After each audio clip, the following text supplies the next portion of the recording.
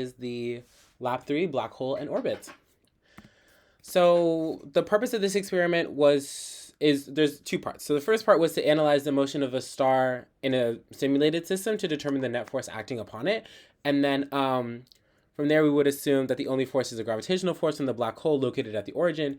Using the provided code in Python, we know the step trajectory of a year, or 1 Earth day in seconds, and we calculated the net force on the star throughout its motion.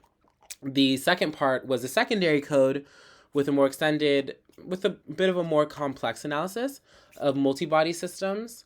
So in this case, we had the star orbiting a planet and its own moon, and from the surface of the moon, the plan is to maneuver our spaceship into a stable figure-8 orbit that loops around both the moon and the planet without colliding with either body. To do this, we simulated the gravitational interaction between the planet and the moon and our spaceship. We will calculate the gravitational forces between these bodies and apply Newton's second law to update their accelerations, velocities, and positions over time. This allows us to predict the motion and velocity of the spacecraft and moon. So some of the key physics principles that are involved in this lab are Newton's second law, the universal law of gravitation, and orbital motion and gravitational potential energy. So obviously Newton's second law, we've learned this all semester, states that the acceleration of an object is proportional to the net force acting upon it and inversely proportional to its mass. So in the experiment, we use that to find the mass of the black hole. The universal law of gravitation, with every object with a mass attracts every other object with a force dependent on their masses and the square of their distance apart. The orbital motion and gravitational potential energy. So objects influenced by gravity move in a curved path, often circular or elliptical orbits, depending on their velocity and distance from the massive body. Gravitational potential energy and kinetic energy continually exchange as an object orbits, maintaining a nearly constant total mechanical energy.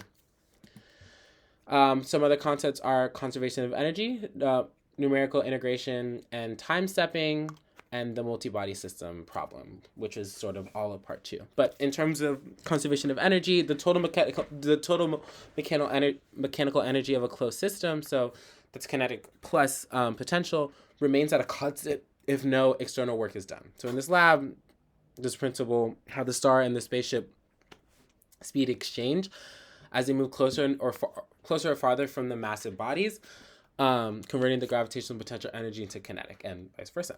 So, and then numerical integration and time stepping. Because it's a multi-body gravitational system, we cannot solve analytically, so numerical methods are used to predict the motion. The simulation updates position and velocity in discrete time steps, so 1 Earth day per second, 1 Earth day in seconds. So yeah.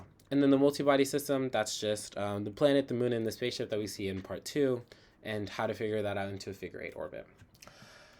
So the result was that using the Python code and Newton's second law and Newton's law of universal gravitation, the mass of the black hole was calculated to be 1.26994 to the 1034th kilogram. So very, very, very, very large mass, basically. And right, very, very, very large mass. And this mass was the result of the trajectory of the star around the black hole. And then in part 2, we used Newton's second law to predict the motion and otherwise for all 3 body systems. However, I was unable to successfully get a stable figure-8 orbit. However, I was able to calculate the initial velocity for the spaceship to potentially enter such an orbit, and the calculated velocity was 2.4404 to the 10th power meters per second.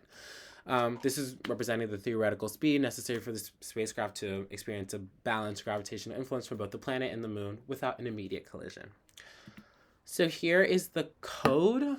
On the right, you'll find part 1, finding the mass of the black hole. So just sort of basic gravitational equations put into Python form. Along with Newton's second law. And then for part 2, in terms of the orbit, I calculated the oh,